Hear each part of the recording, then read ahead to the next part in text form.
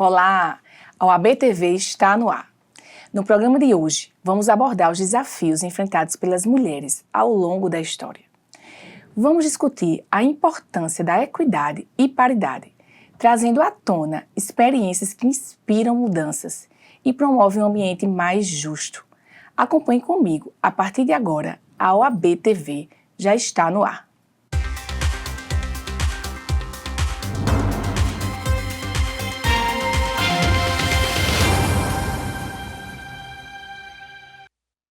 Hoje, em nosso programa, recebo aqui a presidente da Comissão da Mulher Advogada da OAB Paraíba, doutora Exilda Mello. Seja bem-vinda, doutora. É um prazer tê-la conosco. Muito obrigada pelo convite, Germana. Eu estou honrada. Obrigada por ter disponibilizado esse tempo. Eu, particularmente, estava muito ansiosa por essa entrevista, porque ela diz muito sobre mim, como mulher, mãe, advogada. E assim, eu gostaria de saber muito seus insights sobre você, sobre o que você vem observando sobre a evolução, né, da mulher conquistando o seu espaço. Fale um pouco sobre tudo isso. Germana, tudo isso de fato nos interliga. Não há nenhuma profissional que não saiba os desafios da contemporaneidade, de trabalharmos, sermos mães e termos esses desafios que nos conectam. Então, falar sobre a advocacia, sobre ser uma profissional nos dias de hoje, também passa por esse lugar da maternidade. Então, falar de mim, eu falo sobre eu ser essa profissional, uma professora que comecei a ensinar muito cedo, com 22 anos na Universidade Estadual da Paraíba, a advogar também muito cedo, que fui mãe aos 29 e aos 31, tenho 2 filhos já adolescentes agora. E durante esse período todo, a gente vai se descobrindo enquanto profissional e também enquanto mãe. E isso é tudo interligado.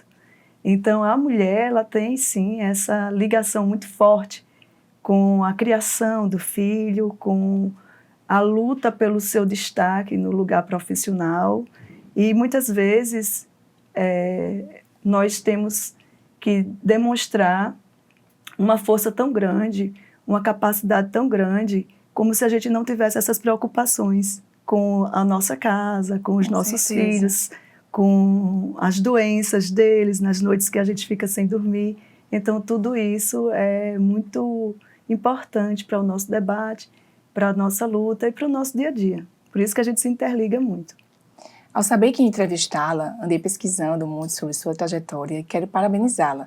É importante ver mulheres lutando, admirando e lutando pelo espaço de outras mulheres.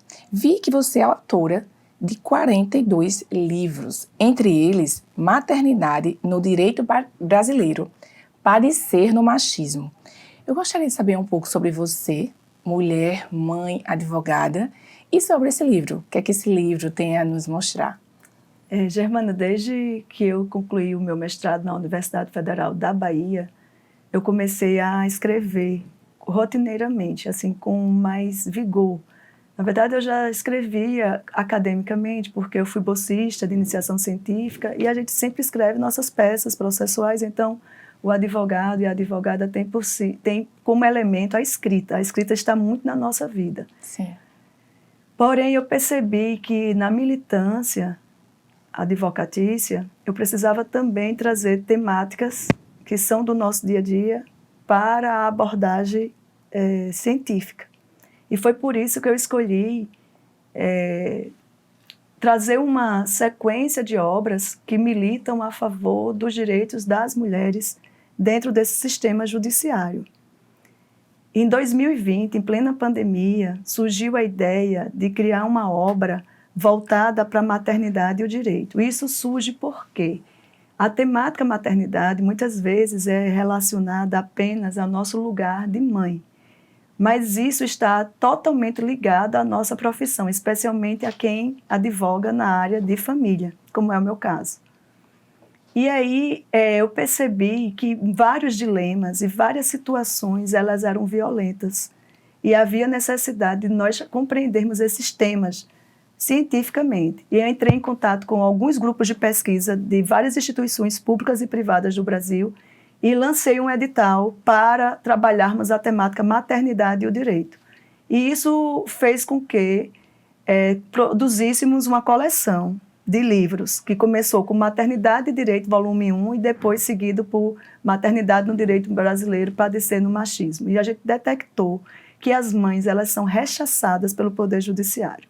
Isso praticamente é uma regra. Essas mulheres, elas são discriminadas, elas sofrem discriminações através de termos pejorativos. Elas contra essas mães são utilizadas expressões difamatórias, são utilizadas expressões extremamente violentas. A exemplo, é louca, é possessiva, é ciumenta, é agressiva, não aceita o fim do relacionamento. Então, essas terminologias nós conseguimos detectar que eram lugar comum em todos os tribunais de justiça do país. E tivemos especificamente um estudo de caso do Tribunal de Justiça do Rio Grande do Sul, onde nós conseguimos 100 adjetivos contra as mães. E conseguimos perceber também que contra os pais não há termo que ofenda a dignidade do pai. Não é? Você pode chamar no máximo de irresponsável, mas as peças jurídicas contra as mães, elas são extremamente ofensivas, e nós criamos um debate contra essa terminologia. E também vimos que a maternidade está interligada desde a questão da própria concepção, os direitos reprodutivos de uma mulher, as questões que envolvem a violência sexual, que culminam com uma gravidez não planejada e que pode originar, inclusive, um aborto, as questões que envolvem a violência no parto, a violência obstétrica, as questões relacionadas à primeira infância, as questões da falta de creche, de escolas integrais para essas mães poderem trabalhar, as questões relacionadas à maternidade da mãe que obrigatoriamente fica dentro de casa, porque o marido exige, depois quando a divisão patrimonial diz você não contribuiu com nada. A violência patrimonial, né? É extremamente grave, porque a gente pensa que a violência patrimonial é só quebra de um objeto. Mas a violência patrimonial é uma pensão alimentícia muito defasada, num valor irrisório, que aquelas mulheres ficam ali atrás, pedindo... São ameaças também, né? Ameaças de, se você me deixar, vou tirar o carro, não vou pagar mais o colégio da menina, não vou pagar mais o plano de saúde. Isso acontece tudo relacionado demais. Aos filhos. Pode perceber que o núcleo passa por esse fio condutor da maternidade dessa mulher. Ela fica refém de algumas situações por causa da preocupação com a manutenção da dignidade da vida dessa criança, às vezes já adolescente. Então, a violência patrimonial ela é muito percebida nas varas de família, e muitos juízes e promotores e até muitas vezes advogados não percebem que aquelas mulheres são vítimas.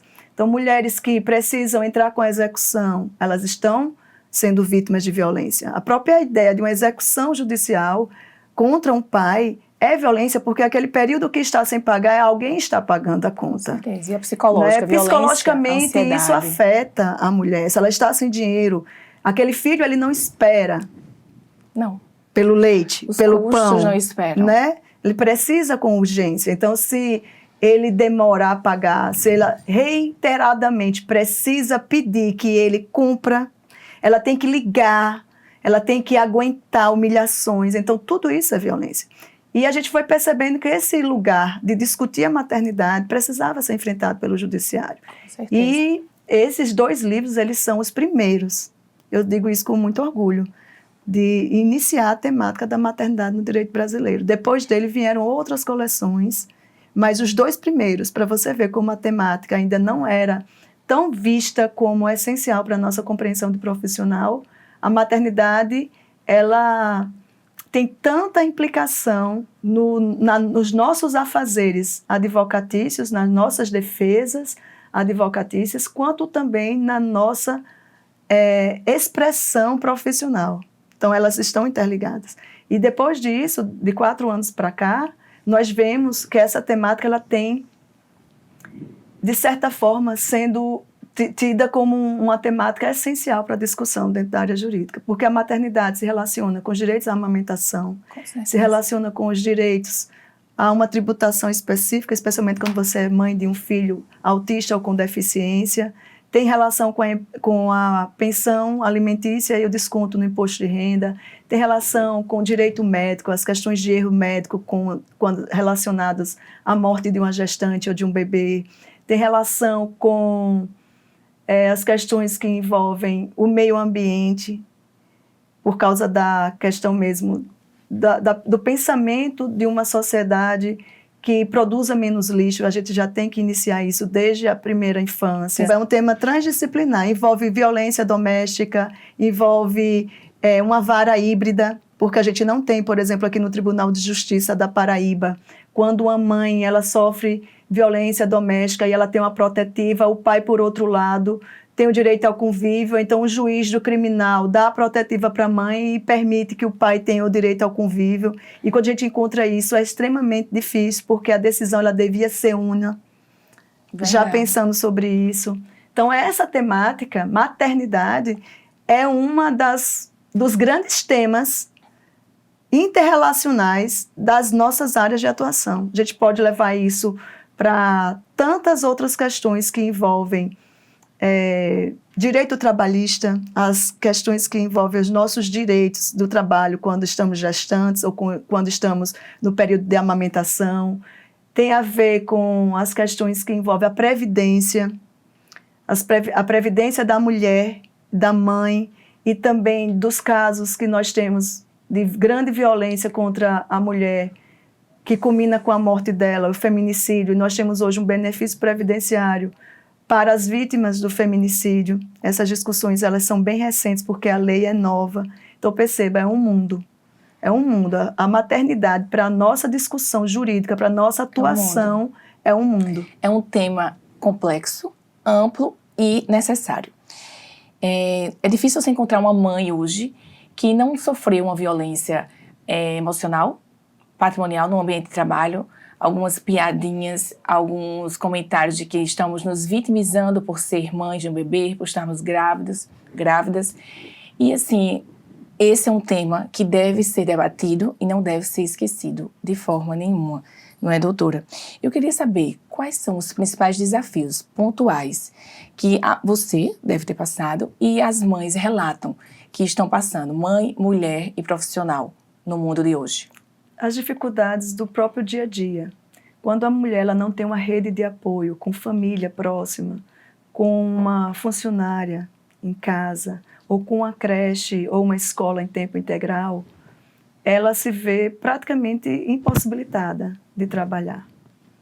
Então, essas questões elas são de problemática pública. Eu diria que, nos dias de hoje, nós já devíamos ter escolas integrais, públicas que visualizassem o quanto que a mulher ela precisa sair de casa. Precisa de apoio.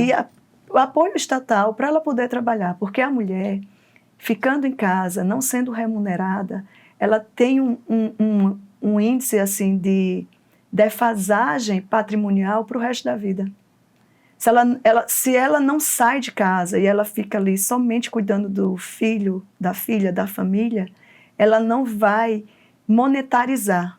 Então, ela vai se ver como num lugar de posição inferior ao marido que traz dinheiro para casa, que isso era um modelo que não cabe mais na nossa atualidade. Ela vai se sentir vitimada e mais, ela vai ter muita dificuldade de voltar no mercado de trabalho. Eu tive uma cliente que ela, com 45 anos, parou de trabalhar porque o marido dela pediu que ela parasse. Ela agora está com 60 e eles se divorciaram. Ele está com 82. Ele arranjou uma namorada novíssima e saiu de casa. E ela não tem como voltar ao mercado de trabalho.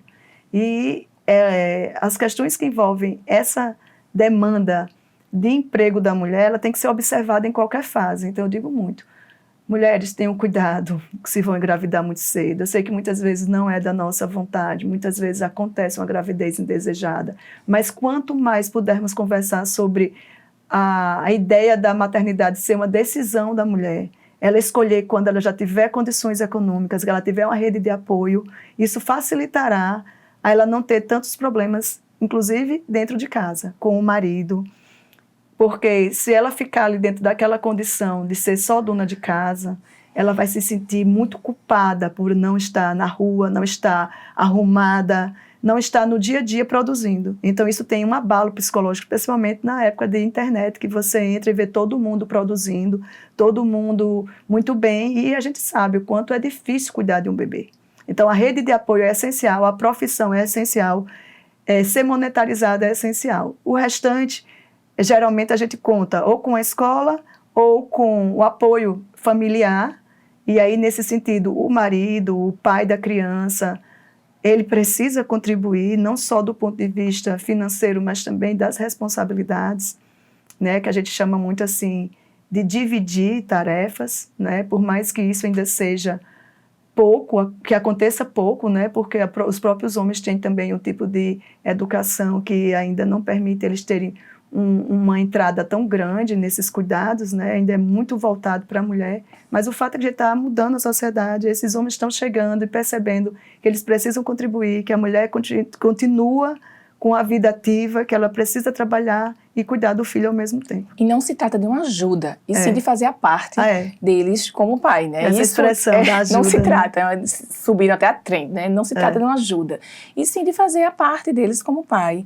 E permitir que a mulher também seja, que ela realize seus sonhos, que ela se realize profissionalmente, e assim ela vai chegar feliz em casa. Da forma como ela se expressa no mundo, né? Com certeza. Ela ter uma profissão, ela ser bem remunerada e ao mesmo tempo ela também conhecer pessoas no ambiente profissional, isso faz com que ela tenha outros objetivos na vida, outros propósitos que não somente criar os filhos. Não que isso seja demérito, porque isso pode até ser uma escolha de alguém, mas é muito difícil no dia a dia capitalista que nós temos a conta fechar quando a mulher não trabalha.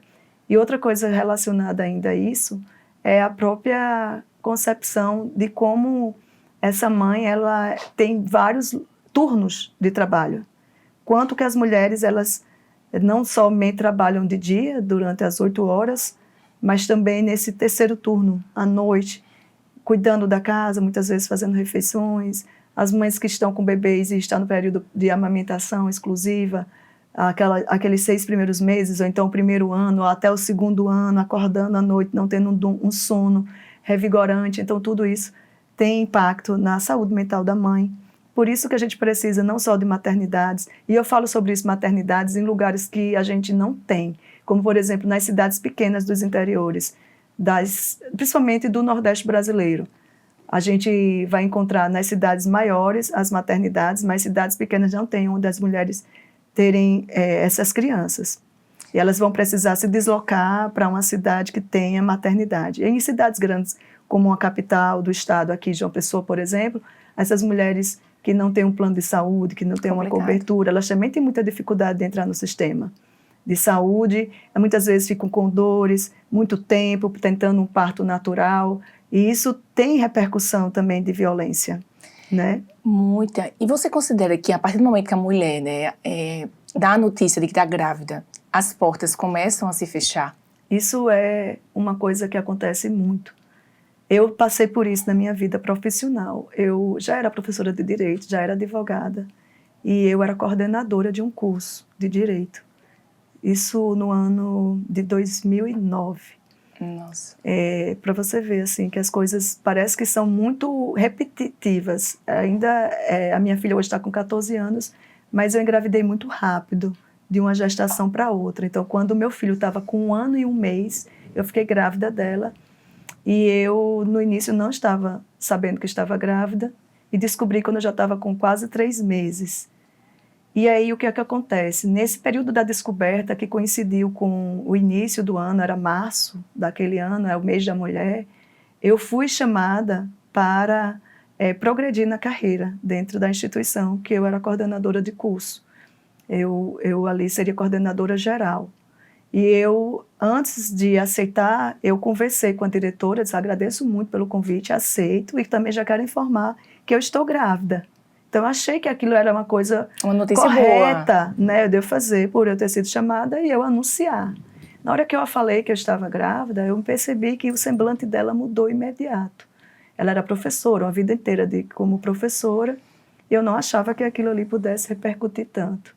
E aí ela se despediu de mim e eu percebi que não estavam me chamando mais para dar continuidade. Eu fui atrás, saber se ia demorar. O que foi que aconteceu? O que aconteceu. E aí ela disse assim, olha, porque nós percebemos que com o seu afastamento, que será obrigatório em razão do nascimento da criança, vai ficar uma lacuna e vamos ter que contratar outra pessoa. Então, em razão disso, para que não tenhamos 2 contratações, você agora e no seu período de licença uma outra pessoa, a gente vai preferir contratar uma outra pessoa. Então, faça assim, você peça, vá no RH, peça uma suspensão do seu contrato de trabalho e somente depois que você tiver seu filho e passar pelo período que você achar conveniente, você volta aqui que a gente te reaproveita em outra situação, como professora do curso.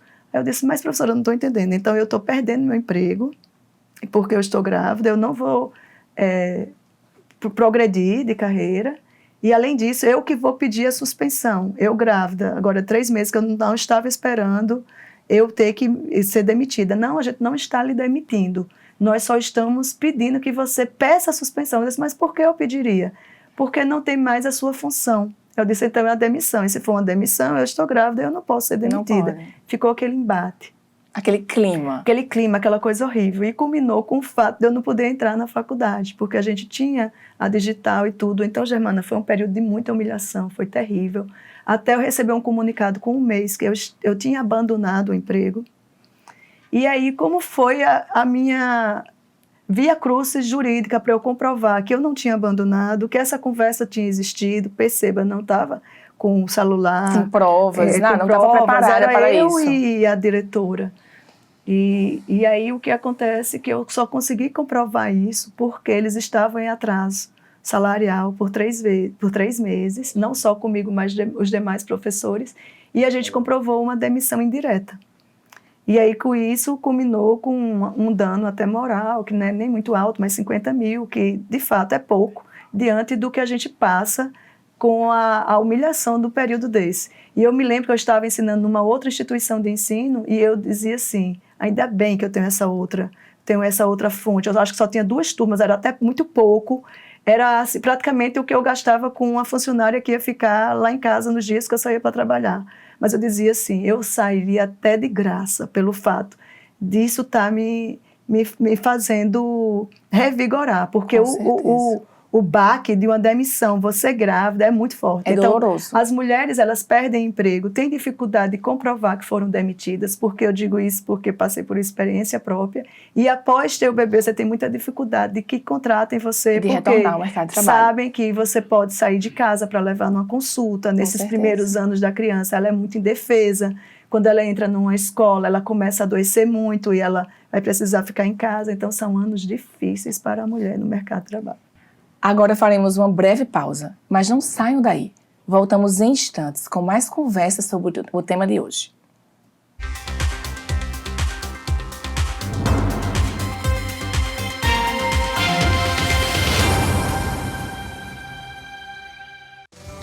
Tire suas mãos de Alagados, Queenstown, favela da Maré. Há uma porta que um de nós vai ter que abrir. Porque a vida é tua. Não fazes favor nenhum. Last night I dreamt of San Pedro. And it's now a sacrifice.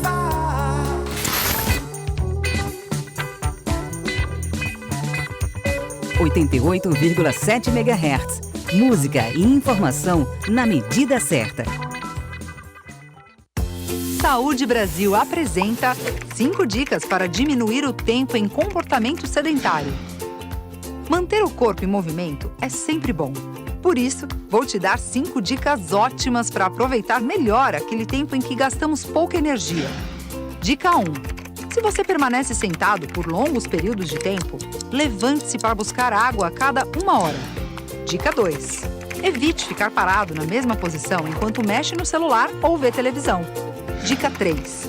Se você costura ou faz bordado por longos períodos, alterne com atividades que movimentem mais o corpo. Dica 4. Busque ficar em pé enquanto fala ao telefone. Dica 5. Tente se movimentar mais quando estiver sentado ou deitado. Mexa os braços, os pés, as pernas, os ombros, punhos e dedos. Reduza seu tempo em comportamento sedentário. Você vai ver que faz diferença. Até a próxima! Quer mais dicas? Acesse o site do Saúde Brasil. A Câmara tá no centro. A Câmara Municipal vem puxando uma discussão muito importante para toda João Pessoa, o resgate do nosso centro. E esse trabalho já rendeu conquistas significativas para quem queira morar ou empreender aqui. Os benefícios incluem a redução de ISS de 5% para 2%, além da isenção de 4 impostos: ICMS, IPTU, ITBI e TCD. Vem pro centro você também. Câmara Municipal de João Pessoa, a casa do povo. É de lei. É de lei. Em João Pessoa, todos têm direito a livre acesso em elevadores, sendo proibida qualquer forma de discriminação. Se é de lei, é da Câmara Municipal de João Pessoa. Em novembro, milhões de eleitores brasileiros vão às urnas escolher prefeitos e vereadores. Mas você sabe o que um prefeito faz? O prefeito é o chefe do executivo municipal. Isso quer dizer que ele chefia a administração da cidade. Cabe a ele elaborar políticas municipais de saúde, educação, habitação. Além disso, o prefeito deve sancionar ou vetar os projetos de lei aprovados pelo legislativo da cidade. A eleição para prefeito segue a mesma lógica da escolha de governadores e do presidente da República: votação majoritária. Em municípios com mais de 200 mil eleitores, a escolha pode ser feita em 2 turnos caso um candidato não alcance mais da metade dos votos válidos no primeiro turno. Nas demais cidades, quem vencer o primeiro turno, independentemente da quantidade de votos, é o eleito. O candidato à prefeitura precisa formar uma chapa indivisível com um candidato a vice, que vai chefiar a prefeitura em caso de afastamento do titular.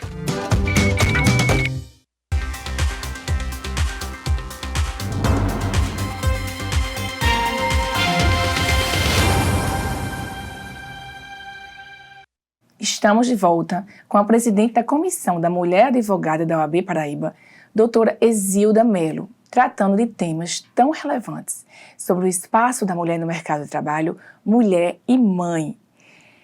Doutora Exilda, quais são as mudanças, mudanças eficazes que a OAB Paraíba está trazendo para melhorar esse espaço, para abrir espaço para a mulher? Germané, esse semestre nós tivemos uma mudança muito forte e que é paradigma hoje para o Tribunal de Justiça, inclusive do Estado da Paraíba. Vai ter repercussão muito grande porque nós lutamos e conseguimos a aprovação da paridade, que é a luta que identifica a porcentagem igualitária de homens e mulheres na lista, que é indicada para o Tribunal de Justiça. Então nós tivemos uma votação expressiva nas mulheres candidatas, eram 22 ao todo e 8 mulheres, e nós também fizemos uma luta muito grande pedindo voto para as mulheres, porque pela primeira vez na história da OAB Paraíba, nossa lista sextupla é composta por 3 mulheres e 3 homens, portanto, paritariamente. Pela primeira vez. A gente só teve até hoje uma única mulher na última lista sextupla, indicada junto com 5 homens, mas ela sequer passou para a lista tríplice. Portanto, nós não temos dentro do 5º Constitucional e da vaga da OAB no Tribunal de Justiça nenhuma advogada sendo desembargadora. E agora a gente tem a oportunidade de disputar isso de igual para igual. Nós temos hoje 3 mulheres e 3 homens, inclusive a mulher mais votada, o primeiro lugar das mulheres mais votadas também é o primeiro lugar geral da votação da OAB. Essa votação aconteceu há pouco tempo, no mês de setembro de 2024. Ela teve uma grande notoriedade no ambiente jurídico e serviu para um debate muito acalorado dentro do ambiente jurídico da nossa cidade e do nosso estado. Tendo em vista que órgão como o Ministério Público da Paraíba ainda não implementou essa paridade. E nós, modernamente, inovadoramente, já nos apropriamos de um debate que é essencial na discussão de lugares de espaço para a mulher. Agora nós teremos uma eleição dentro do Tribunal de Justiça, os desembargadores e desembargadoras votarão nesses 6 nomes, escolhendo 3, e a partir desses 3 mais votados, que pode ser composto por 2 homens e uma mulher, ou então 2 mulheres e um homem, a partir dessa lista subirá para o governador do estado, que decidirá. Nós temos pela primeira vez a oportunidade de termos uma desembargadora pela OAB. Gostaria de parabenizar o presidente Arrisson Targino e toda a sua diretoria que promoveram juntos essa mudança tão significativa para nós, mulheres. E não vamos parar por aí, né, doutora? Qual seria o próximo passo? Né? Qual mudança seria necessária para nós, mulheres e advogadas? Germana, a gente tem muita coisa para fazer do ponto de vista, inclusive, institucional. Nós queremos criar uma cartilha de boas práticas que seja para combater qualquer tipo de assédio moral, especialmente, contra as colegas advogadas, não só pelos nossos pares, mas também institucionalmente nos outros órgãos nos quais a gente trabalha diretamente. Nós queremos criar eventos que tratam sobre essa perspectiva de julgamento e de atuação com a perspectiva de gênero. Queremos, agora no mês de outubro, fazer uma grande força-tarefa para debater as questões que envolvem a prevenção do câncer de mama, não só das advogadas, mas das mulheres como um todo, porque isso é um problema de saúde pública. Nós temos muitas questões ainda que faremos até o fim do mandato. E temos para os próximos anos projetos que envolvem publicações, que envolvem um memorial para pegar as primeiras advogadas do Estado, fazer um resgate dessas primeiras mulheres que advogaram, que são bem emblemáticas para a nossa luta. Queremos também criar um núcleo de atuação, queremos criar cursos, uma especialização voltada para o direito de mulheres. Então, a gente cada dia tem assim, projetos que a gente está iniciando e sabe que são projetos que podem alavancar. Também queremos criar um banco de dados com as informações sobre as advogadas do Estado, as áreas de atuação, para que essas mulheres elas furem a bolha, elas consigam captar clientes, consigam trabalhar em pé de igualdade, consigam ser bem remuneradas, né, para não ficar somente com os grandes escritórios, com destaque. A gente quer a atuação dessa mulher do ponto de vista prático, concreto e de visibilidade, como também de uma boa remuneração. Tema muito interessante, importante e necessário, principalmente no mundo de hoje, que ainda é machista, não podemos negar, mas que bom que as medidas estão sendo tomadas para que as mulheres sejam valorizadas, sejam enxergadas e sejam olhadas com um olhar mais sensível, porque sim, somos diferentes, sim, temos filhos, temos que dar atenção, amamentamos, às vezes ficamos cansadas com a rotina da maternidade, mas a gente vê aí a OAB Paraíba se empenhando para nos valorizar cada vez mais, né, doutora? Quero agradecer a sua presença e agradecer a sua fala sensível, calma, que passou muito amor em cada palavra dita. Muito Acredite. obrigada, Germana, pela condução, pelas perguntas bem feitas. Eu fico grata pelo convite e me coloco à disposição para qualquer próximo encontro. O programa OAB TV vai chegando ao fim. Agradecemos imensamente pela sua audiência e por nos acompanhar. Esperamos vê-los na nossa próxima edição. Até lá!